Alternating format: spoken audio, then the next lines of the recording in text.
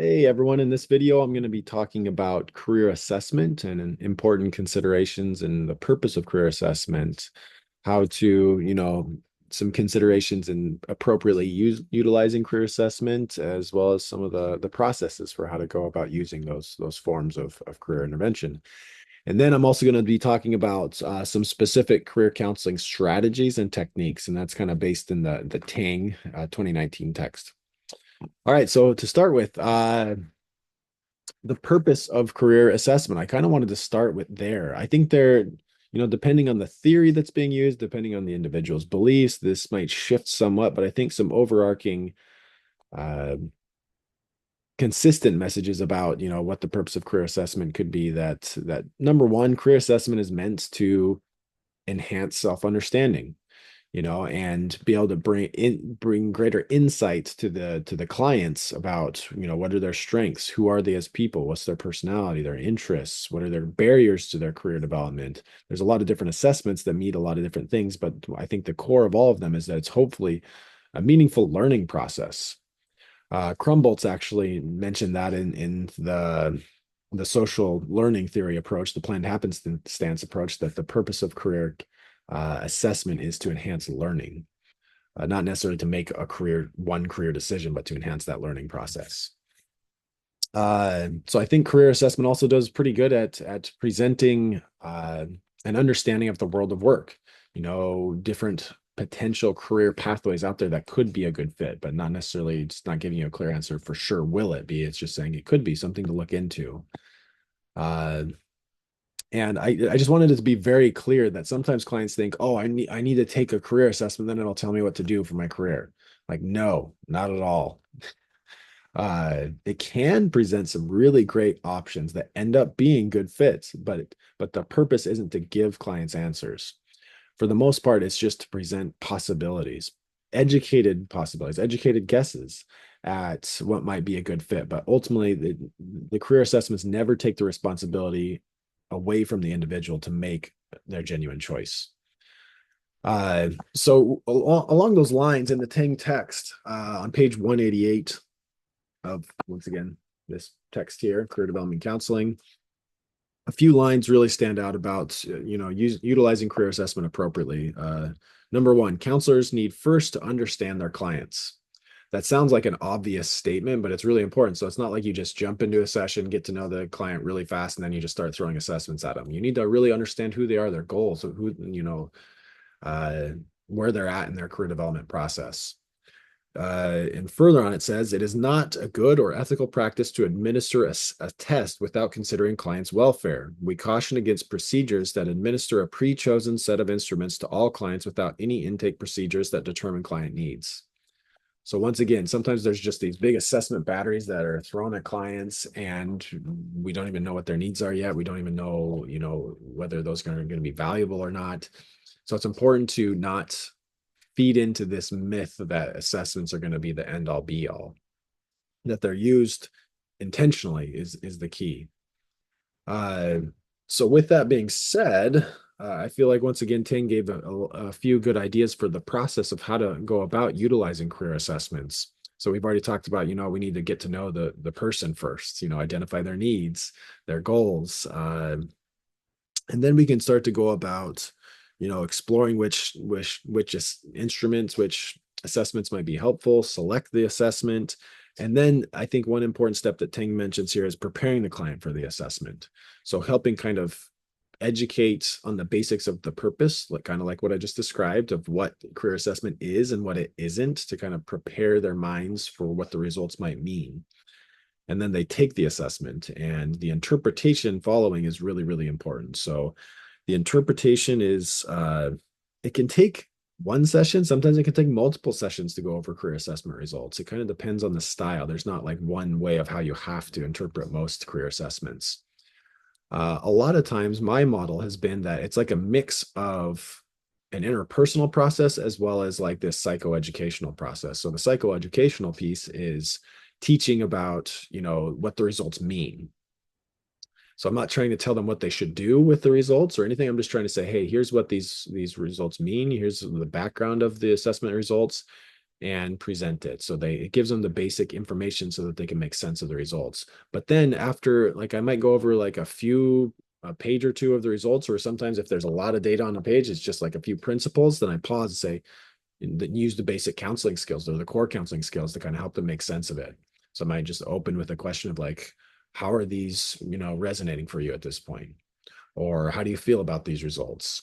And then they could be mad at the results. They could not like them. They could be confused. They could be like really excited. Like, so we use the skills of reflecting skills to kind of follow up and help them in that meaning making process, that learning process, if you're thinking about it from Crumbolt's mindset. So I think the key principle is just remember that it's still counseling. We're following a counseling process. We're helping. The key goal is to help the client make their own decision and follow them, partner with them in their process. Not, we don't have to be the ones guiding and directing the whole sequence, even though we're using somewhat of a directive technique of an assessment. We can still partner with them in them choosing how, like, the pace at which they want to explore certain principles of the career assessment. Uh, I think that's the basics of what I wanted to cover actually with the process of the assessment and a few considerations there. Lastly, just a few things left for the career assessment side before we go to strategies and techniques that are more broad beyond just assessment, is there are informal assessments that are more qualitative rather than quantitative in nature. So for example, there's card sorts, there's like strengths, like card sorts of different types of strengths that are important to the individual, or values. I've done lots of values card sorts of helping clients think about, okay, what are the values that are most important to me, somewhat important to me, or not important to me, and it kind of just like helps them prioritize what's most essential to them in their life. It becomes somewhat of an existential process as well. There can be some, actually in a little bit, I'm going to talk about Mark Savickas utilize narrative to develop like this interview sequence. That's like a semi-structured interview that helps the client define their career story and how it could develop into the future. So, like I said, I'll talk about that in a moment. And there's also arts-based techniques, utilizing arts to help the client make sense of their career pathway or their career journey.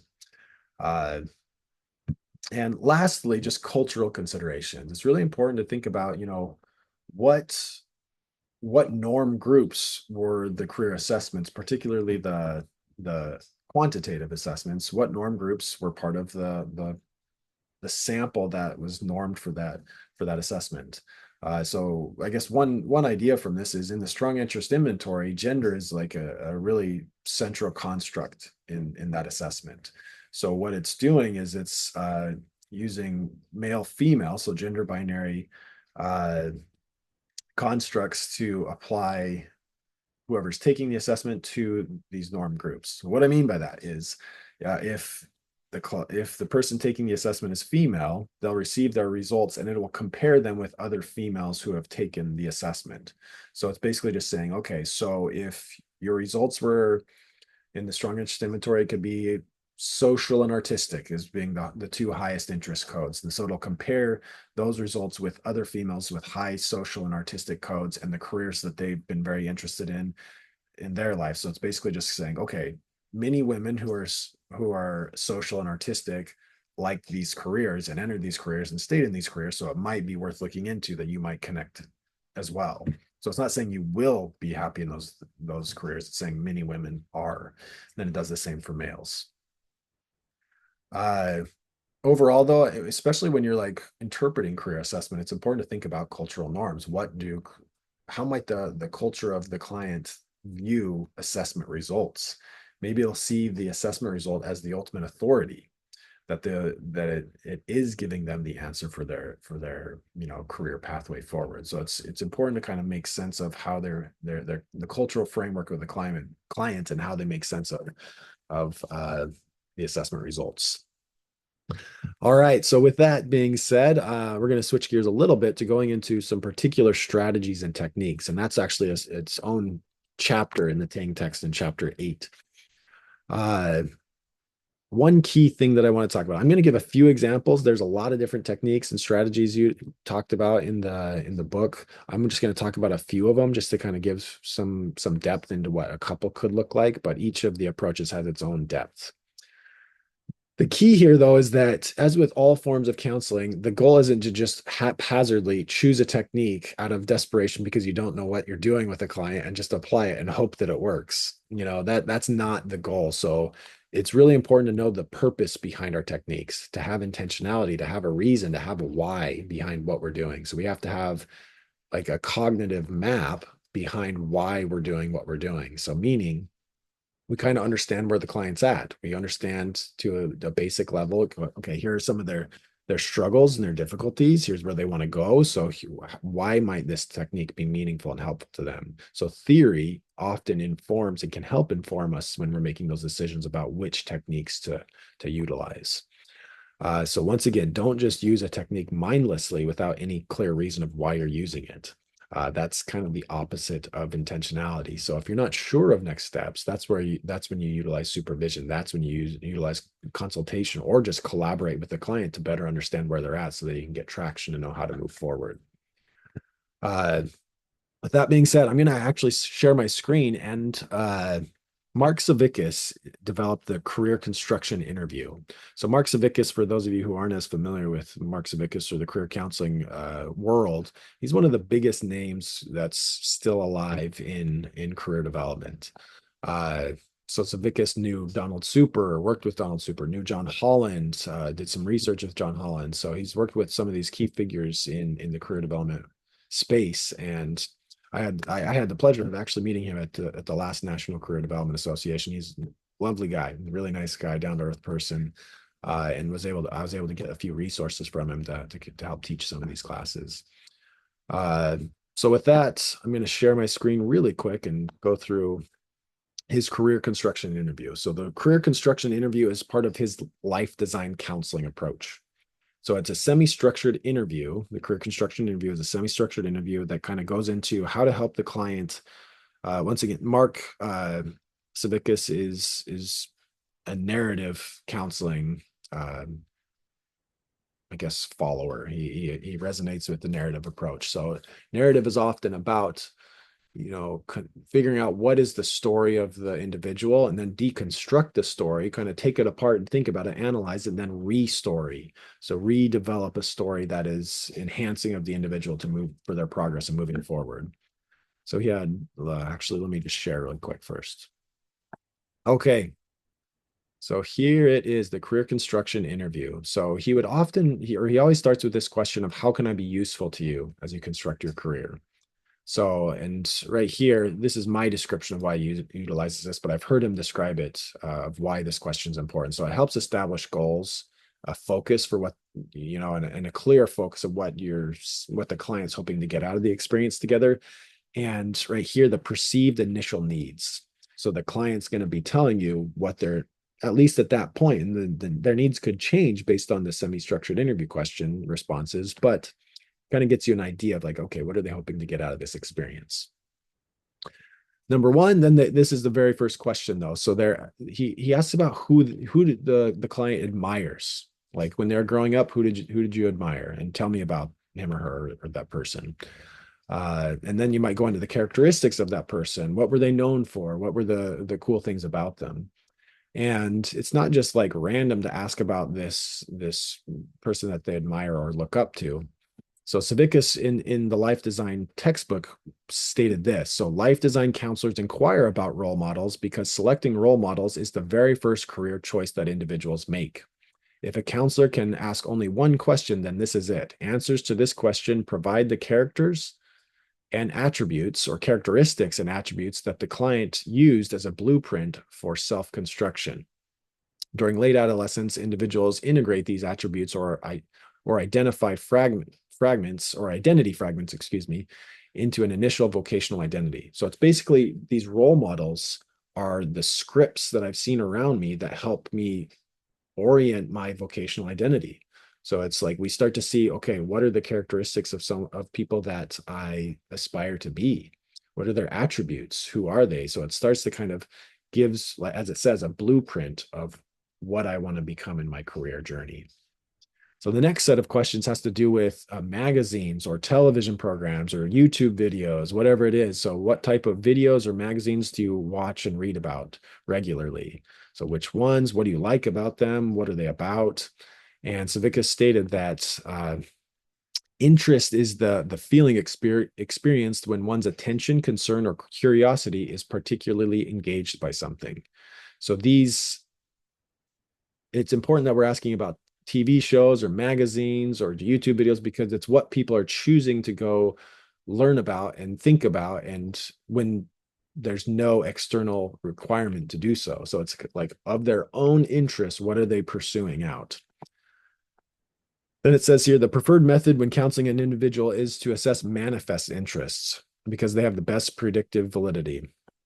So manifest interests are those that are like that manifest in their life, that are applied, that they're tried out, that they're already doing in their life experience. Savickas goes on to say that life design counselors assess manifest interests by identifying characteristics of the actual environments in which clients routinely place themselves, either actually or vicariously. So that once again, that's like, so these are vicarious stories or they're metaphors of interests. So you can start to almost like classify with Holland's types, the Ryeset codes, what the interests are of the clients based on their responses to their magazines, their TV shows, to YouTube videos, etc. So it gives you an idea of their vocational interests. The third question area is favorite book or movie. And I added currently, what is that favorite book or story? Because that could change. So then you ask them to tell you about the story. What are the details? Who are the key characters? So as Savickas states, a story from a movie or a book becomes a favorite for individuals because it reflects back to them a strategy that they need in scripting their transition. So implicit in the favorite story may be an incipient plan for the next episode of their life story. So basically it's their favorite story at that time becomes a narrative, like a model narrative of like, okay, so there's likely going to be something in the story that speaks to what their next step in the client's career journey might be. It's almost like some implicit advice or an implicit structure for change built into that story. So, and sometimes you don't see that right away, and you have to kind of delve into what the story is and what it means to the client in order to find what that script for the transition is. All right. I guess the last line here, it says in clients' favorite stories, counselors typically see a faint outline of what clients think may be possible. So that those stories become important to give that guidance. Then the last two areas, it says, tell me your favorite saying or motto.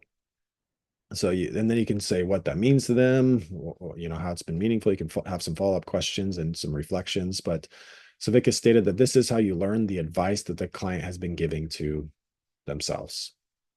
A life design counseling goal is to have clients hear and respect their own wisdom. This goal falls from the principle that the patient and only the patient has the answers.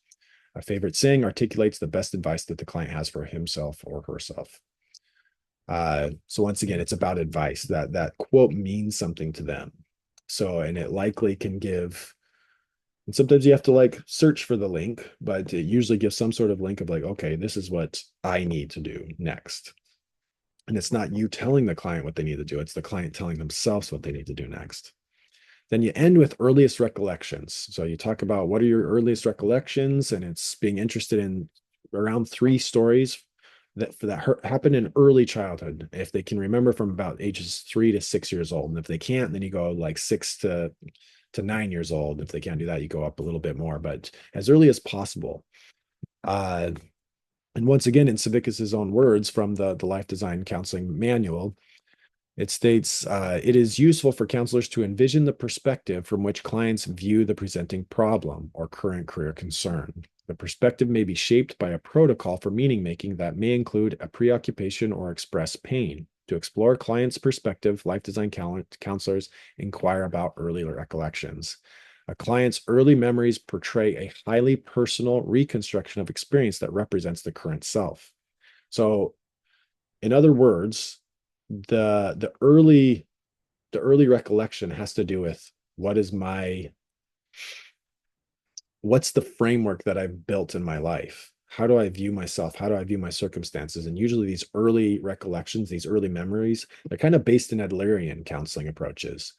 That these early stories are going to impact our current story. So it's almost like we keep replaying the same stories throughout our lives in various ways. The same key themes keep showing up over and over. Maybe the same difficulties keep showing up over and over again in our lives.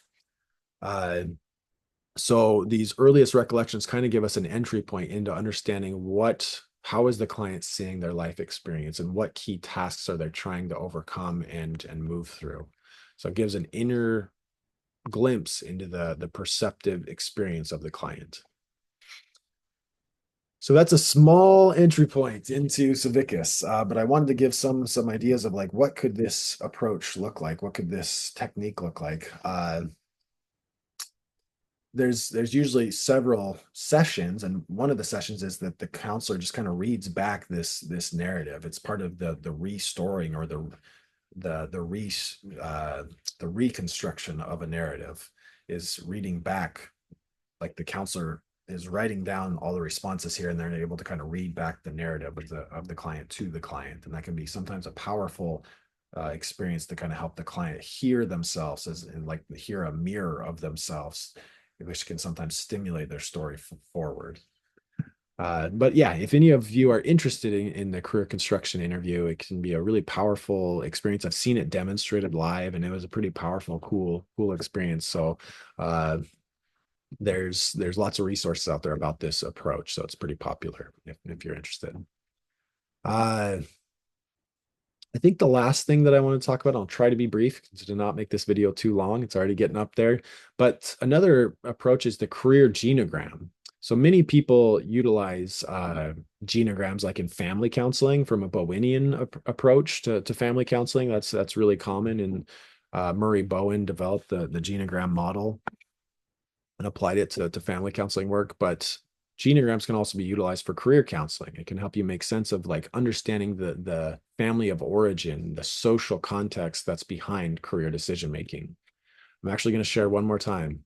I'm going to take a kind of a leap here. I'm going to jump to so on GenoPro, this is a pretty good website that shows you how to develop a genogram, but then it also gives some examples. So yeah, I'm going to jump into my nerdiness and talk about Star Wars. So they had if you're not familiar with Star Wars, this might not resonate as much, but for those of you who are familiar with Star Wars, this will connect hopefully a meaningful level. But even if you're not familiar, like this will still kind of demonstrate the process of a genogram. So you can see here that this is about Luke and Leia, their genogram. So a genogram is you go back a few different generations. It's actually Ben Solo or Kylo Ren's genogram because it goes back 3 generations. That's the goal, is to go back 3 generations. So the lines here depict different things. So the like this jagged line, that's like usually a cutoff. So you can see here that Luke Skywalker and his dad, so he's connected with the line here to his dad and his mom. So Padme is the mom, Anakin Skywalker, who turned into Darth Vader, is the dad.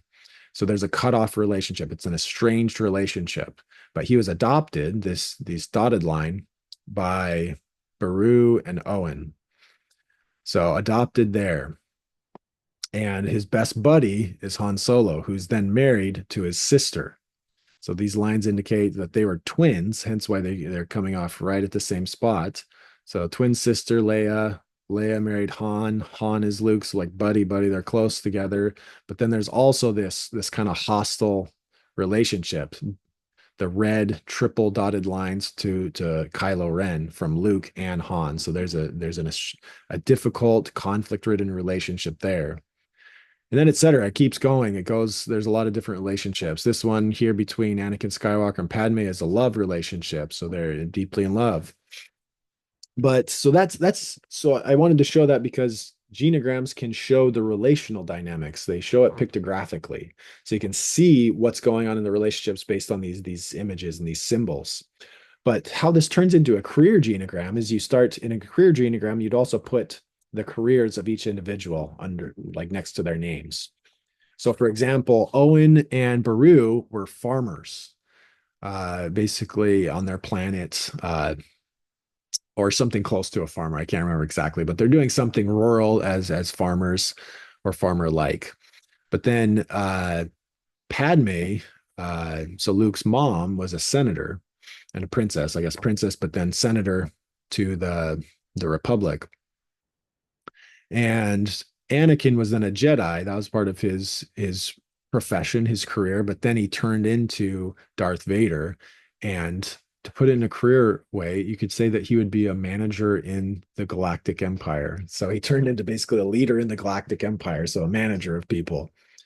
So you can see that. So Luke has this influence of, okay, this farming rural background, but then also this significant like political and like large business manager background influence from his biological parents. And that influenced Luke. We could say that it influenced him because he becomes a rebel leader. So he knows what it's like to be oppressed because he was oppressed by the Galactic Empire. He lived with his aunt and uncle who were rural farmers and they were oppressed. Like the Galactic Empire was oppressing everyone and controlling them. But it turns out that he also had a background and an influence of significant leadership. So a senator mother, and like a manager father, you could say. Uh, so he becomes like the voice for the oppressed or the fight or someone who fights for the oppressed. So he became a rebel leader as well as a Jedi. Uh, so once again, you can start to see how like it's almost like a combination of his biological parents with his family of I guess his adoptive family of origin that it mixed together into this. Okay, I know what it's like to be oppressed and to be like one of the individuals of the oppressed group, but then I'm going to be still be a leader. So I'm going to be a leader for the oppressed. We could go into everyone else if we want. Han Solo was a smuggler, but then turned into rebellion leader. Leia as well, rebellion leader. Lots more going on here. But the key concept is that family of origin matters in career decision making. Family of origin, you can start to see patterns and trends in family dynamics, and you can actually perform genograms with clients. You can like develop, like write back 3 generations from the client and then just name all the different careers. And I would suggest adding the relational dynamics too, because it can start to kind of speak to friction points or difficulties that are occurring inside the client from these family background characteristics. But then you can see even patterns in the different careers that are chosen. With that, I'll end. So there's plenty more of strategies that are mentioned in Tang, but I guess why I wanted to model at least these two, the career construction interview and the career genogram, is to show that there's a lot more depth to these approaches, and you got to really look into them and think about them and do some homework in order to really understand how to use them intentionally. So if there are questions or needs or things that surface from this, don't hesitate to reach out.